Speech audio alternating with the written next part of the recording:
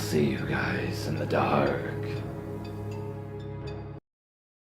This happened about 2 years ago when I was at my boyfriend's apartment. He has about 3 roommates at the time.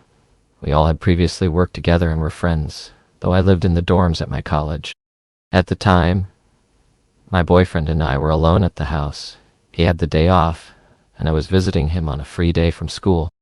His roommate's dog started whining, clearly wanting to go outside to go to the bathroom. For reasons I forget, I offered to take the dog out for a small walk around the complex. The area my boyfriend's apartment was in wasn't the worst, but also wasn't the best, but I had felt safe enough to walk the dog around by myself, especially because it was broad daylight outside, and the fact that I was wearing a big sweatshirt, some shorts, hair undone, thrown up in a sad attempt at a bun, with my large glasses on. I usually never get any attention anyway, so I really didn't expect to be getting any with the lazy outfit I was fashioning.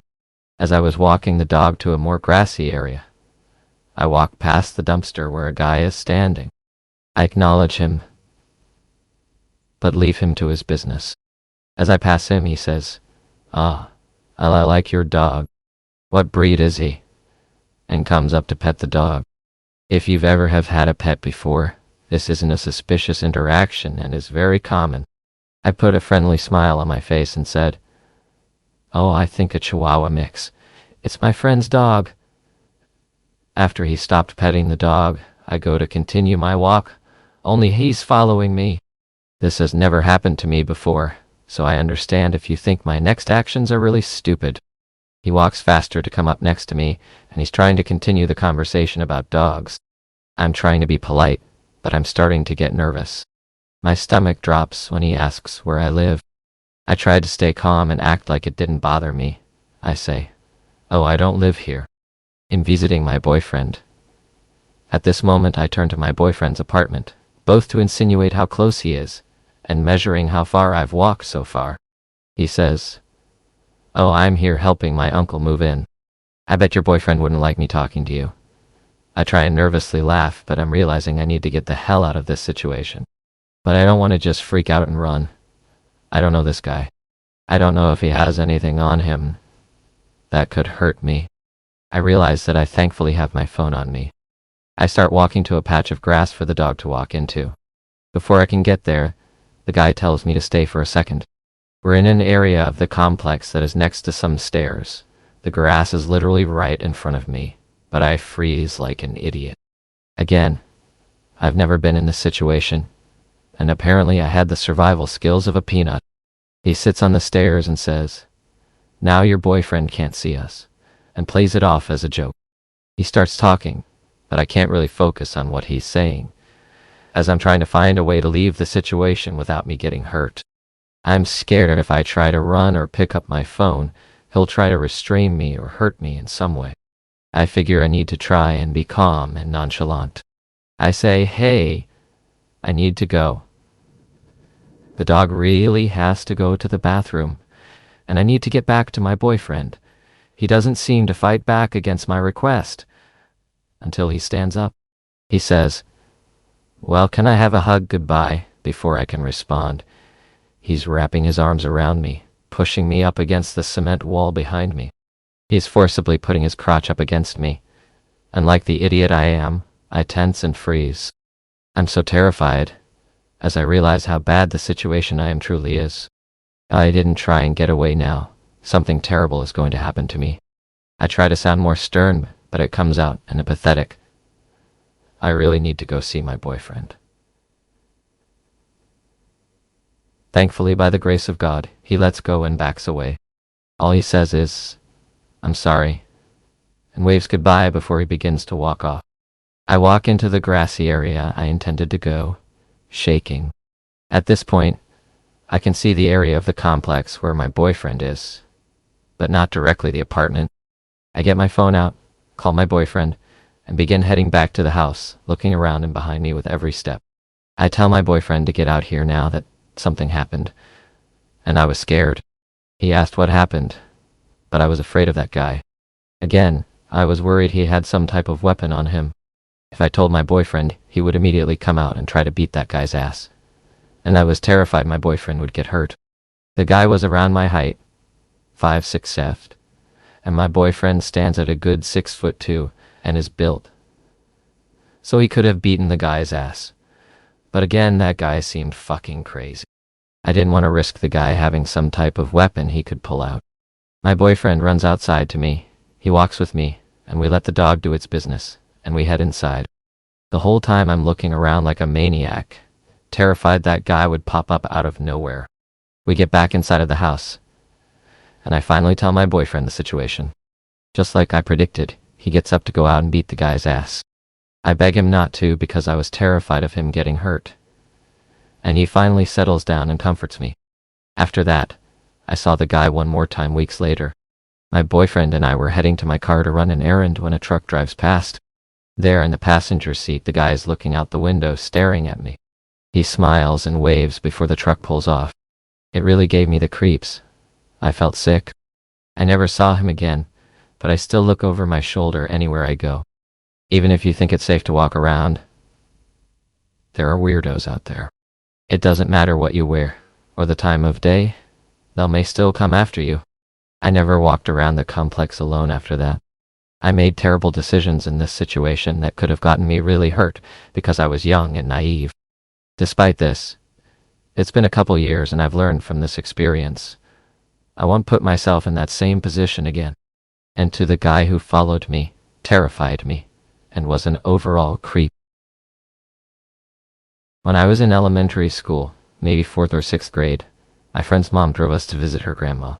It was about 45 minutes to an HR from our town. We drove there with my friend, my age, her little brother, and my sister. About 1 block from her grandma's house was a kid's playground. From her grandma's front door, you couldn't see the park, but you could see the entrance to it. The playground entrance was placed in between rows of houses right against the neighborhood street. Touching the far end of the playground was a bike path. On the other side of the bike path was a cornfield. Turning right and following the bike path, it continued into a forest preserve. Houses' backyards lined up along the bike path with a row of fences. Between their fences and the bike path was about 12 to 15 feet wide section of corn that stretched along the bike path until the forest preserve. It felt like a pretty normal suburban neighborhood, like kids did in the late 90s or early 2000s. Me, my sister, friend, and her brother walked over to the park to play by ourselves. We were having a good time, playing the usual park games, etc. I saw cars drive by and didn't think much of it. But then I remember noting a large black van that drove by. I can't remember if it was a service van or a minivan, but I remember something feeling off, and I became more vigilant of the cars driving by. We continued to play. I was standing furthest from the street that is closest to the bike path. My sister, friend, and brother were fairly close to the street. Suddenly, the black van approached again and stopped right in front of the park. I still remember it as if it happened yesterday.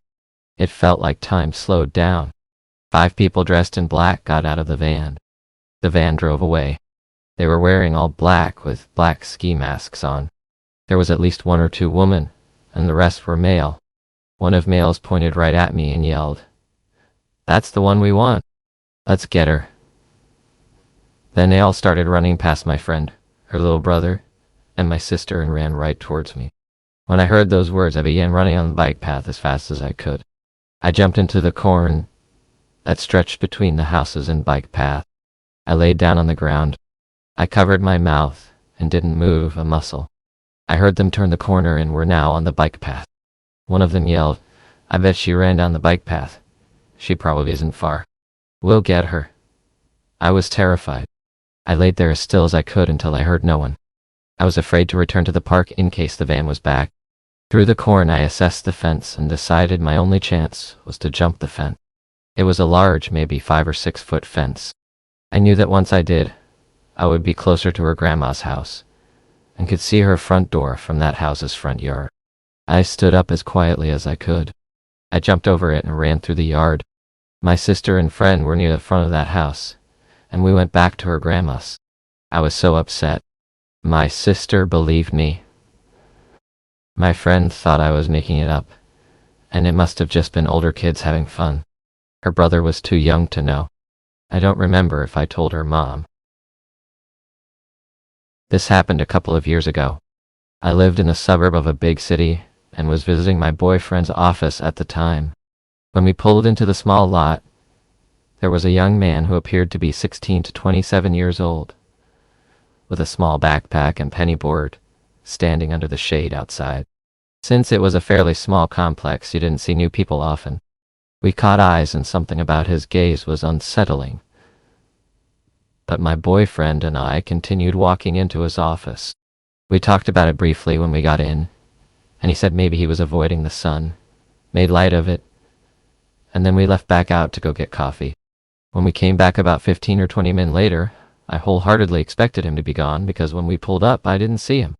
Honestly, I was very relieved. However, when I walked through the front door, there he was again.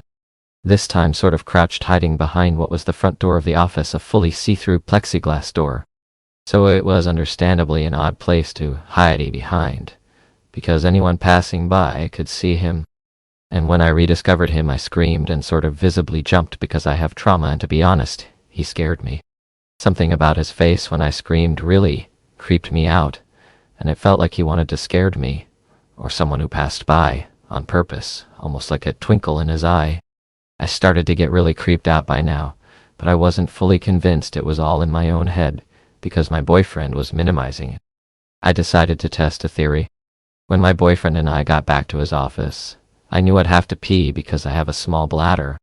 I knew, unfortunately, the crazy guy who saw me go with him to his office would see because the hallway isn't that long. If he really was crazy, he'd follow me and my boyfriend would see it. And that would be the end of it. Or so I thought. Plus I always have to pee anyways, so there was really no other option. So I let my boyfriend know I have to pee. I tell him to keep the office door open and to keep an eye out. I explain my concern, and then I run to the bathroom. As soon as I get into the bathroom and bolt the lock and plop onto the toilet, I get the weirdest sinking feeling I've ever felt to this day. I suddenly just know that when I finish using the bathroom, I will have to run out of this restroom for my life. I have no idea how I know this, but I just know. I also have a secondary thought as I'm finishing up, that I'm going to have to call the police on this man afterwards, and I don't know why, because I literally haven't heard anything outside the door. But I can feel one. Run to safety then too. Call 911. So I mentally prep. I take some deep breaths. And then I swing the door open and he is right fucking there. And I scream bloody murder to the point that I think I scared him because he jumped back, and I booked it. The look on his eyes when I first opened the door, scream however, told me he was planning to push me back into the restroom and then lock the door. If I hadn't been paying attention, I think that's what his plan was. Obviously, I can't be sure, but IDK, I've been assaulted before, and there's a certain look those kinds of people get in their eyes. Their eyes turn all black. I run, all the while screaming, to my boyfriend's office and swing the door closed, and lock it, and tell him to call 911. He doesn't believe me, and neither do the officers until they finally arrive. And they see the man is still hunched behind the glass door at the front. He didn't even leave the scene. Just stayed there waiting. The police said he had a warrant for his arrest, specifically for something sexual assault related. So they take him away. I chewed my then BF out for months, because how did he miss that? And also not believe me? And to the violent sexual offender who likely tried to push me into a bathroom to do God knows what. Back in late 2023, I began seeing a man in my neighborhood walking his dog. I would see him in the morning when I went to work, maybe 2 or 3 times a week. He an average-looking guy, maybe in his 60s. I would see him again regularly when I came home. Since I worked in 8 to 5, I didn't think much of it. Just assumed we had similar schedules. He always wore the same blue jacket, didn't think much of it because it looked like a rain or wind jacket. So I thought it was just what he threw on to walk the dog. He would stare a lot when he walked by, but again, assumed maybe he was a lonely guy and didn't think too much of it. One day I asked him if he had got the end-of-year letter from the HOA, and he seemed confused. I repeated myself, and he said he hadn't received anything yet. Wrote this off as well, BC. I assumed he was caught off guard. I had been seeing him daily for months, but we never spoke. He genuinely seemed shocked by me speaking to him. I told him to keep a lookout for it, and he just stared and went back to walking his golden retriever. I began seeing him even more after this. By Christmas, I was seeing him at least once a day, if not twice. I treated him like every other neighbor, and did a quick neighbor wave when I saw him walking his dog. In March, I separated from my husband. He moved out and took the dog. Since I was now alone and sad, my mom stayed with me a while. She doesn't work, so she would be at my house during the day while I was gone.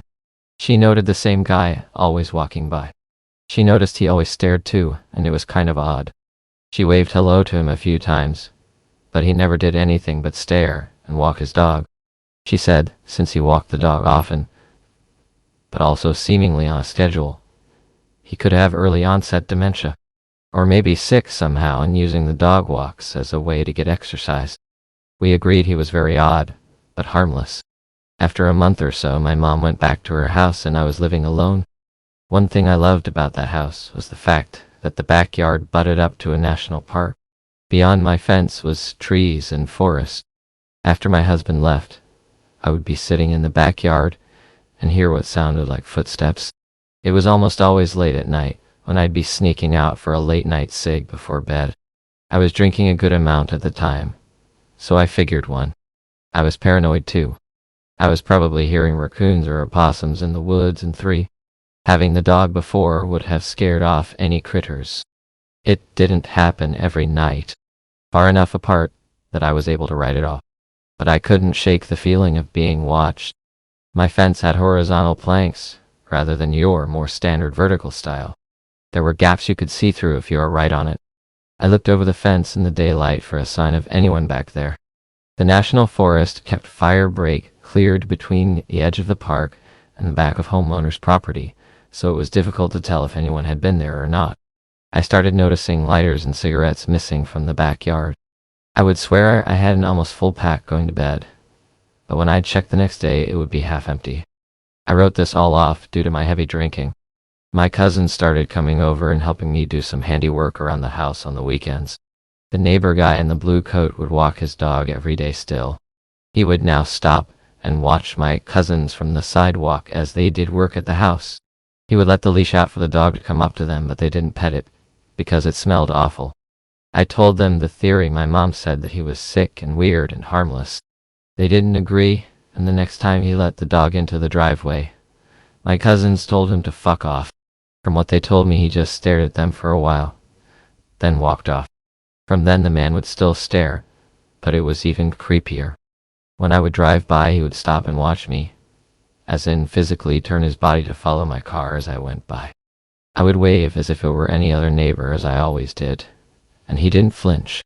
Around June, a friend of mine moved in. She was going through a divorce as well, and I was happy to have someone to hang out with after work. We had a lot of fun drinking and burning fires in the fire pit. And it began again. The sound of footsteps in the woods. We were both drunk, so we ran inside and laughed it off. This happened a handful of times over the next few months. I would hear things more often when I was alone. My roommate split her time, so she was never with me on the weekend. She had noted the creepy guy with his dog. He seemed to be walking his dog when I left for work, and again when she was leaving for work. He would let his dog out to her daily, and she would pet the dog at first. She stopped because the dog smelled so bad, and the man never spoke. He just stared. She started being creeped out too. She said he seemed friendly enough until she stopped petting his dog and his stares shifted to being mean too. He began stopping to watch her drive by as well. Then one day I saw it. I saw him down out past the entrance of the neighborhood and at the tree line to the forest. He was clearly walking into the woods. That's when it clicked. Oh, why he wore the same clothes every day. Why he seemed to be there with his dog every day we left the house. Why they smelled so bad. Why I was hearing things in the woods. I almost began to panic. Surely a man isn't living in the woods watching me? Surely this man hasn't been watching me through my fence for almost a year at this point. The whole time this was happening, the house next door was empty. It was a rental and the previous tenants left, and it sat. I started thinking back and I began seeing the man sometime after the previous tenants moved out. I tried best not to panic, and started looking into trail cameras to film behind my fence. I told my roommate about my theory, and she said I sounded crazy at first. She jokingly started yelling out for him to go away and leave us alone. Then we literally started hearing footsteps in the woods at that moment and ran inside. Before I could even order a camera, they rented the house next door. It was just days after I told my roommate what I thought was going on. A family with a dog and 2 kids moved in. The last time I saw the man walking his dog was the morning the family moved in because I came home from work to see the moving truck. When I introduced myself to the new neighbors, I asked about the woods behind the house. They didn't have a fence. I asked if they found anything back there, and they said they did, but it was just random junk they threw out. I didn't say anything more. I contemplated telling them, but figured I would sound insane. I believe this man was living behind their house and watching me through my fence. I never had cameras in the backyard, so I can't say for certain if he ever crossed the fence. Since I never saw him again, I decided his cover was blown and he moved on to watch other people. I stayed in that home until October 2025. Literally never saw the guy ever again after that day. I was 5 at the time, and luckily my parents explained to me at an early age not to get into a car with strangers. I was outside, if I remember correctly, and I was running around playing outside, doing things a normal 5-year-old would. And my parents were outside building a fence, so they were in the backyard while I was in the front, and a car pulled up, a red car. I don't know how I still remember what color. There was a man and a woman inside, and the man pulled up to my sidewalk, and keep in mind, I have a fair-sized front yard, so it's not like he could jump out and grab me. Anyways, he pulled up and rolled down his window, and I think he asked if I was lost or needed a ride or something like that. And even if I was only 5, alarms still went off in my head and I didn't even say anything. I just turned around and ran to the backyard where my parents were. I'm pretty sure my older brothers were back there as well. And by the time I told them what had happened, the car had already sped away. And I'm pretty sure that car drove past our house for a few years before stopping. Yes, it happened a long time ago. But if it ended differently, I could be dead or worse. This happened a few years ago. I think it was in 2014. I'm a writer, and I have done some stuff on YouTube. But in my early years, I was trying what I could to get a job in TV and movies. I was trying to make contacts and meet people in the industry in the hope they would make one of my movie scripts. I came across this one guy on the internet who had a page online introducing himself as a movie producer, who was based in my neck of the woods of Manchester, England. His profile mentioned he had made a bunch of movies. I was pretty young and gullible, so I contacted him, and he seemed really interested to meet me and discuss working together. We had a video call, but he said his camera wasn't working, so I was on screen, but I could only hear his audio. He wanted to meet me face to face, so he arranged to meet me at some cafe in a pretty rundown part of town. I finally met him, and we sit down at the cafe. He was short, fat, wore black, and wore a baseball cap. We started talking about movies, and what movies we liked, with the few people I had spoken to previously in the film industry. Usually these people will know a lot about films, and have their finger on the pulse of what's just come out, and what is just about to come out, that they are looking forward to. But when I asked this guy what movies he was into, he only talked about the Hangover movie, which was a comedy that came out about 5 years earlier. I tried to probe him more about what else he was into, but that was it. The Hangover. I then asked him about the films that he had made. He said, "Yeah, sure." He then claimed that he had made a movie called For Ireland, which was apparently an action movie that ended with the Irish nuking London. He said he also had worked with Steven Seagal. But I had a feeling like the guy was just full of shit. I shook hands with him, promising to stay in touch and work with him in the future. But in my head, I realized he wasn't the real deal, and he came across as a little odd. I tried to look the guy up online afterwards, but couldn't find any evidence of his films. There was no movie called For Ireland, and still to this day, no movie has ever been made called that. Looking back now, I realize he was basically just making up crap on the spot, which kind of makes me laugh, looking back. After that, he started to text me about wanting to speak to me again. He said that he had just finished constructing a giant movie studio, which is weird because the guy looked like he didn't have a pot to piss in. When we were in the cafe, he didn't even buy anything. He then kept asking me to come round to his new movie studio so he could show me around, saying, "I really want to show you something." I ignored him, but it creeps me out thinking that he would try and get someone else to come visit him at his studio and the creepy things he might do. Unfortunately, I don't remember his name, but not sure if anyone else came across this creepy character in Manchester years ago. If you enjoyed this video, please subscribe, like, and hit the bell for notifications on future videos and become a stalker of the night. And I'll see you next time.